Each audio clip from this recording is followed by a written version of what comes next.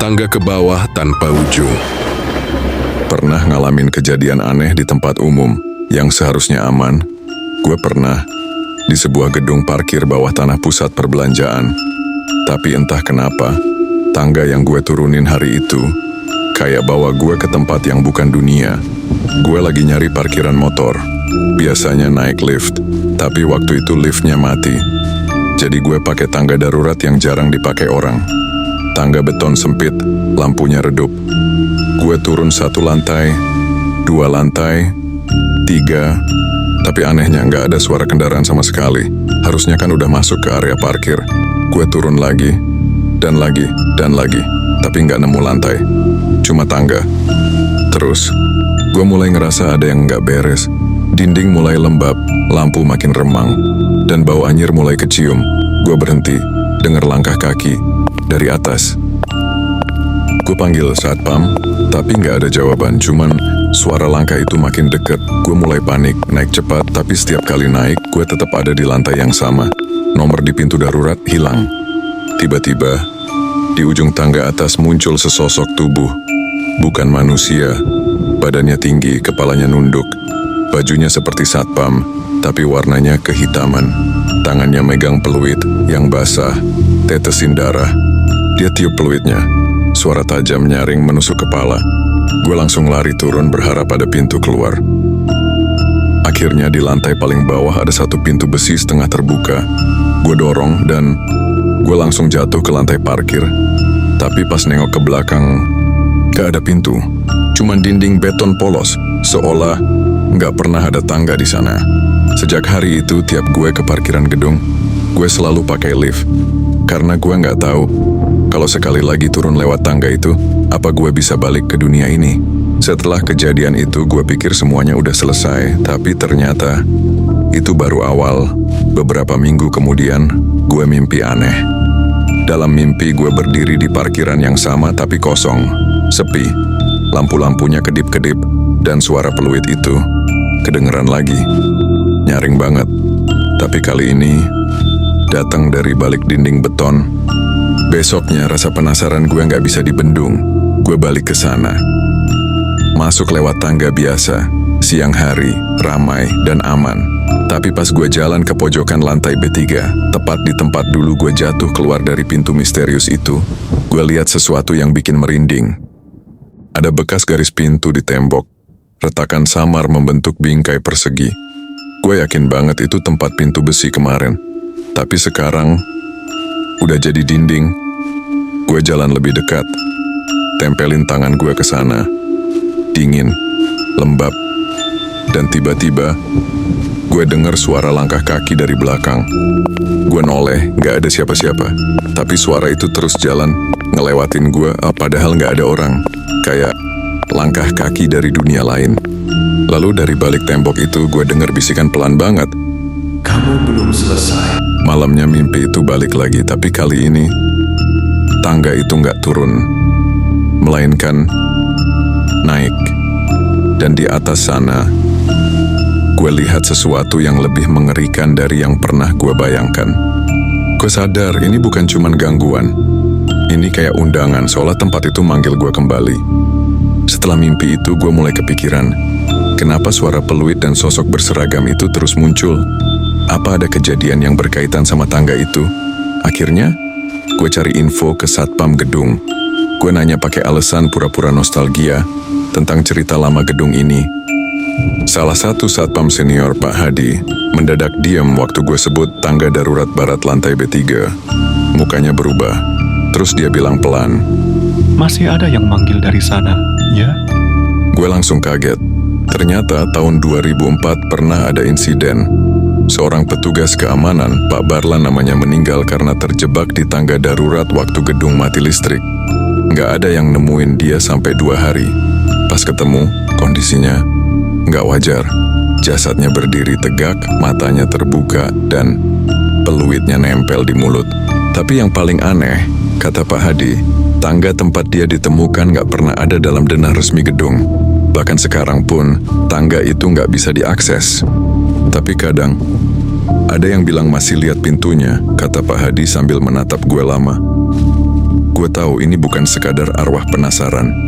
Kayaknya ada sesuatu yang terjebak di antara ruang, antara dunia kita dan tempat lain. Dan satu-satunya jalan masuk, ya tangga itu. Malam harinya gue balik lagi. Tapi kali ini gue bawa kamera kecil dan senter UV. Di tembok bekas pintu itu, gue nyorot pakai lampu ungu. Dan muncul tulisan samar, 3 turun 2 naik, jangan genap, jangan menoleh. Tiba-tiba, udara berubah dingin banget. Kamera gue mati. Dan dari balik dinding, gue dengar peluit ditiup. Sekali, 2 kali, 3. Pintu itu, yang tadi nggak ada, muncul kembali. Pelan-pelan membuka, sendiri. Dan untuk pertama kalinya, gue masuk dengan sadar. Saat gue masuk ke balik pintu itu, rasanya kayak menembus udara cair, dingin, lembab, dan sunyi. Bukan sunyi biasa, tapi sunyi yang bikin telinga berdengung. Di dalam, bukan lagi tangga beton, tapi lorong panjang dengan dinding besi tua, penuh karat, dan lampu-lampu kuning mati nyala. Seperti lorong kapal karam tapi terasa hidup. Gue jalan pelan. Setiap langkah suara pantulannya kedengeran. Ganda. Seolah ada yang berjalan barengan gue, tapi di dimensi berbeda. Di sepanjang lorong gue lihat pintu-pintu kecil. Semuanya tertutup rapat, tapi masing-masing punya plat nama yang aneh. A.N. Sabto 2004, D. Suryadi 1997, dan yang bikin gue merinding, N. Wahyu 2025. Gue diam. Itu nama lengkap gue. Dan tahun ini, belum sempat mikir, salah satu pintu di belakang gue tiba-tiba terbuka dengan suara berderit. Gue noleh dan langsung nyesel. Dari dalam pintu itu keluar sesosok bayangan tinggi. Matanya kosong dan peluit masih menempel di bibirnya. Pak Barlan. Tapi kali ini, dia bukan arwah. Wujudnya penuh luka terbakar, separuh tubuhnya seperti daging meleleh. Dia nggak ngejar, dia cuma bilang, kalau kamu di sini lebih lama, kamu akan tercatat di dinding. Gue lari, tapi lorong itu berubah. Panjangnya tak berujung. Setiap langkah malah makin jauh dari pintu masuk. Lalu, terdengar jeritan dari balik pintu-pintu lain. Seolah semua nama di dinding itu masih ada di dalam. Terjebak, di ujung lorong, akhirnya gue lihat pintu bercahaya. Tapi di depan pintu itu ada sosok anak kecil berdiri. Mukanya tertutup rambut, dan dia bisik. Kamu bisa keluar, tapi ada gantinya. Gue nanya, apa gantinya? Tapi dia cuma balik badan dan di punggungnya tertulis, 1 masuk, 1 tinggal. Gue nggak tahu apa yang terjadi selanjutnya. Tapi waktu gue sadar, gue udah ada di kamar gue sendiri. Kamera gue mati total. Tapi file terakhir yang tersimpan cuma 1 gambar. Lorong panjang dengan nama gue tertulis di dinding. Sejak malam gue kembali dari lorong itu, ada sesuatu yang berubah. Bukan cuma di sekitar gue, tapi dalam diri gue sendiri. Hari-hari pertama gue ngerasa kosong. Kayak sebagian dari gue tertinggal di sana. Mimpi-mimpi aneh terus datang. Lorong yang menganga, jeritan dari balik dinding, dan peluit yang terus ditiup tepat jam 03.33 pagi. Tapi yang paling aneh, kamera gue yang tadinya rusak hidup lagi. Cuman ada 1 file video, tanpa suara, durasi 33 detik, isinya, gue berdiri di depan dinding, menatap kamera, tapi mata gue, bukan mata gue, hitam, kosong, dan di belakang gue, ada bayangan, diam, menempel. Sejak itu barang-barang di rumah gue mulai bergerak sendiri. Kursi berpindah, lampu kamar nyala sendiri, cermin kamar mandi retak. Tapi gue tahu, ini bukan poltergeist, ini sesuatu yang lebih dalam. Karena tiap gue bercermin, kadang refleksi gue nggak ngikutin gerakan gue. Suatu malam gue mimpi berdiri di lorong itu lagi. Tapi kali ini gue cuma penonton.